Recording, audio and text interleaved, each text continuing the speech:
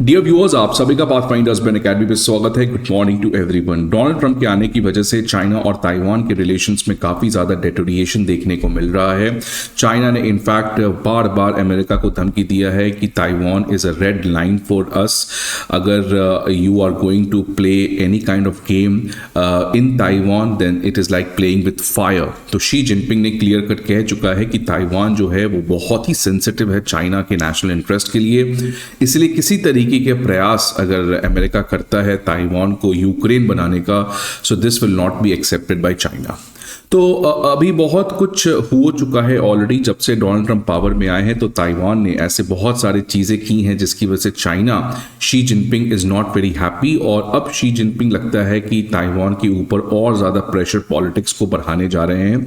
उसी के बीच में एक इंपॉर्टेंट न्यूज़ आते हुए यहाँ पे दिख रहा है कि जो चाइना के बलून है, जो चाइना का स्पाई बलून स्ट्रैटेजी है जिसके अंदर चाइना दुनिया भर में बलून भेजता है, उसी का एक एग्जाम्पल यहाँ पे देखने को मिला है रिसेंटली कि चाइना का बलून ताइवान में डिटेक्ट किया गया है आफ्टर 6 months। अप्रैल के बाद ये पहली बार ऐसा हुआ है कि चाइनीज बलून जो है वो डिटेक्ट किए गए हैं ताइवान में।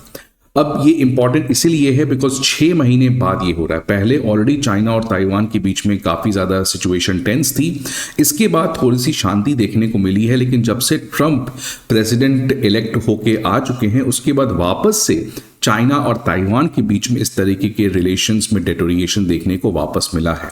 तो आखिरकार चाइना और ताइवान के रिलेशन में क्या चल रहा है? क्या इस तरीके के बलून इंडिया में भी डिटेक्ट किए गए थे, और क्या इंडिया के पास वो टेक्नोलॉजी है जिससे इस तरीके के हम लोग हाई सर्विलेंस बलून को न्यूट्रलाइज कर सके? अगर है तो क्या ताइवान को इंडिया से मदद लेना चाहिए इस पर्टिकुलर डिफेंस इंफ्रास्ट्रक्चर के लिए?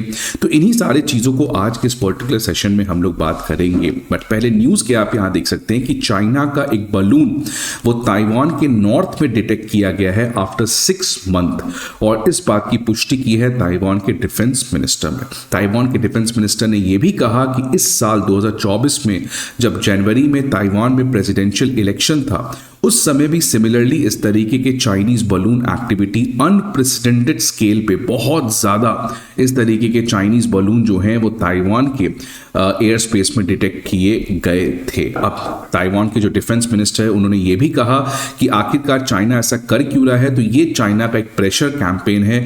इसी को कहते हैं ग्रे जोन वॉरफेयर, जो चाइना ताइवान के अगेंस्ट यूज कर रहा है। बिकॉज आपको पता है शी जिनपिंग ने ऑलरेडी कह चुका है कि ताइवान जो है वो इंटीग्रल पार्ट है, और अगर किसी भी तरीके का सेसेशनिज्म ताइवान कभी भी अपने आप को चाइना से अलग करने का प्रयास करता है तो शी जिनपिंग ने कहा है कि they are going to fully occupy Taiwan and integrate it into the mainland China. तो इसी तरीके से प्रेशर कैंपेन कर रहा है। जैसे आपको पता है कि इंडिया के साथ चाइना बॉर्डर के गलवान हो गया, डोकलाम हो गया, सलामी स्लाइसिंग स्ट्रैटेजी करता है, छोटे छोटे टुकड़े में एरिया को कॉन्स्टेंटली ऑक्यूपाई कर रहा है। वैसे ही ताइवान के साथ भी इसी तरीके के प्रेशर कैंपेन को कर रहा है which is known as grey zone warfare.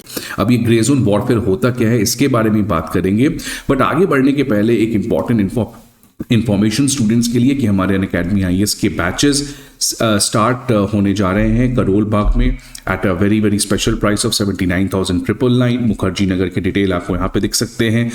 Prayagraj में भी हमारे बैचेस स्टार्ट हो रहे हैं, और फाइनली पटना में भी हमारा चौथे ऑफलाइन सेंटर पे ऑफलाइन बैचेस स्टार्ट होने जा रहे हैं। Unacademy IAS comprehensive GS course के अलावा सीसैट ऐसे writing course, comprehensive current affairs coverage and full and test series भी प्रोवाइड करती है। इन सारे इंफॉर्मेशन के लिए आपको हमारे ऑफलाइन ब्रांचेस पे विजिट करना होगा, या नहीं तो आप हमारे ऐप को डाउनलोड कर सकते हैं जहां पे आपको ये सारे इंफॉर्मेशन प्रोवाइड किए जाएंगे। ना what is grey zone warfare जो चाइना यूज कर रहा है ताइवान, फिलीपींस, उस पूरे साउथ चाइना सी में? देखिए, ग्रे जोन वॉरफेयर बेसिकली एक बीच का स्पेस है। एक तरफ आप किसी कंट्री के साथ युद्ध पे जा सकते हो, डायरेक्ट कॉन्फ्लिक्ट, या एक तरफ आप किसी कंट्री के साथ शांति से रह सकते हो, पीस में। इन दोनों के बीच में अगर आप रहते हो तो उसको हम कहते हैं ग्रे जोन वॉरफेयर। मतलब ना ही आप डायरेक्ट वॉर पे जा रहे हो, ना ही आप किसी कंट्री के साथ पीस में हो, रादर आप दोनों के बीच में। अब इसमें होता क्या है समझिए कि जैसे मान लीजिए चाइना को ताइवान को परेशान करना है। अब वो या तो ताइवान के साथ शांति से रह सकता है, या वो ताइवान को इतना ज्यादा प्रोवोक कर सकता है कि ताइवान उसको रिटेलिएट करे, या तो वो ऐसा भी कर सकता है कि ना ही वो इतना प्रोवोक करे जिससे ताइवान रिटेलिएट करे, मतलब फुल ब्लोन वॉर में ना जाए। ना ही वो शांति से रहे। क्या करे कि वो बीच बीच में ताइवान को छोटा छोटा प्रोवोक करे, जिससे ताइवान चाइना के ऊपर रिटेलिएट भी नहीं करेगा, लेकिन उससे फायदा क्या होगा चाइना को कि चाइना जो मैसेज देना चाहता है ताइवान को वो क्लियर हो जाएगा। उसके एग्जाम्पल हो गए cyber attack, economic coercion, disinformation campaign चलाओ, इलेक्शन में इंटरफेयर करो। तो ग्रे जोन वॉरफेयर बेसिकली आप ये चाहते हो कि आप ना ही डायरेक्ट वॉर में जाओ, ना ही आप पीस में जाओ, आप इतना मिनिमम प्रोवोकेशन करो जिससे आपको पता है कि दूसरा कंट्री आपके ऊपर रिटेलिएट नहीं करेगा, लेकिन उससे आपका फायदा क्या है कि आप जो मैसेज देना चाहते हो, आप जो सिग्नल करना चाहते हो वो आप कर पाते हो, आप जो स्टेटस को चेंज करना चाहते हो वो आप करना चाहते हो। इसी तरीके से आप देखिए गलवान में चाइना ने क्या किया, इतना ज्यादा डायरेक्ट वॉर भी नहीं किया इंडिया के साथ, ना ही वो शांति के साथ है, वो बीच बीच में थोड़ा थोड़ा प्रोवोक करते रहता है। Similarly Philippines. तो ये ग्रे जोन वॉरफेयर 21वीं सदी में सबसे ज्यादा जो यूटिलाइज कर रहा है, यूज कर रहा है, वो है चाइना। और इसी के अंदर एक स्पाई बलून स्ट्रैटेजी, ये भी इसी ग्रे जोन वॉरफेयर का एक इंपॉर्टेंट कंपोनेंट है। आपको पता है लास्ट ईयर पहली बार इस तरीके के स्पाई बलून स्ट्रैटेजी का एग्जांपल देखने को मिला था अमेरिका में, जहां पे सेम तरीके के ये बलून्स अमेरिका के एयर स्पेस में डिटेक्ट हुए, उसको अमेरिका ने शॉट डाउन किया। इसके बाद और बहुत सारे कंट्री में देखने को मिला है।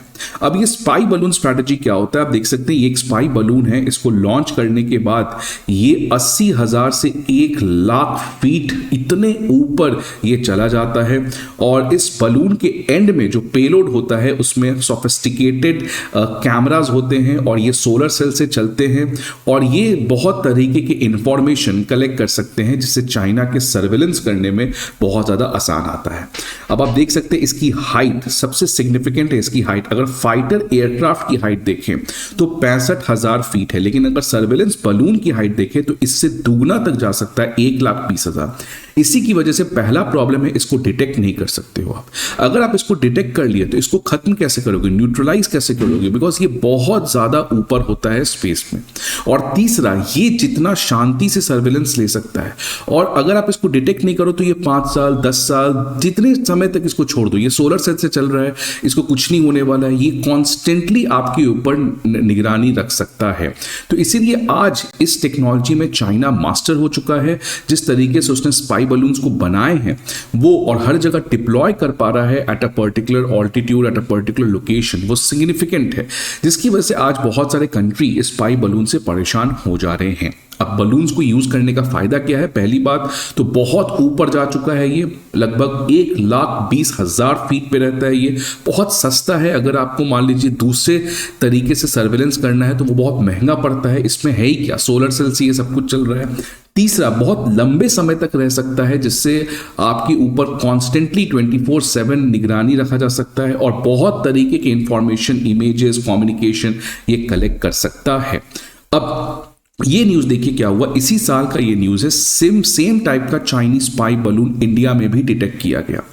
लेकिन इंडिया ने क्या किया, इंडियन के जो एयरफोर्स है, इंडियन एयरफोर्स, उसने रफाल फाइटर जेट की मदद से इस चाइनीज स्पाई बलून को हिट करके न्यूट्रलाइज किया।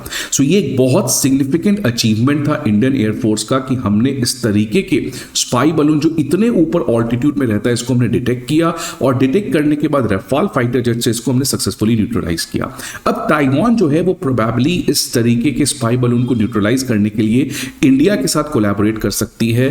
ऑल्दो उसके पास ऑप्शंस तो बहुत हैं, लेकिन मैंने पहले भी कहा कि ताइवान को अमेरिका के ऊपर ज्यादा रिलायंस नहीं करना चाहिए। Rather Taiwan should go with Japan, South Korea, India, जो यहाँ के कंट्रीज हैं, because these countries are facing similar kind of threat from China. America is only going to play the game for hegemony, but हमारा कोई हेजेमनिक aspiration नहीं है, हम लोग रियली चाइनीज के एग्रेशन झेल रहे हैं, इसलिए we can genuinely collaborate on many things. जिससे ताइवान को इंडियन एयरफोर्स के साथ कोलैबोरेट करके इस तरीके के स्पाई बलून स्ट्रैटेजी को न्यूट्रलाइज करने में मदद लेना चाहिए। अब हुआ क्या है देखिए, जब से डोनाल्ड ट्रंप आए हैं तो उन्होंने ताइवान के ऊपर खूब अटैक किया है। पहले उन्होंने कहा है कि ताइवान डिफेंस के ऊपर खर्च नहीं करता है, उसके ऊपर उन्होंने कहा कि ताइवान एक ऐसा कंट्री है जो हमसे मदद मांगता है चाइना के अगेंस्ट, लेकिन खुद चाइना को सेमीकंडक्टर्स भेज के उसके डिफेंस को मॉडर्नाइज कर रहा है।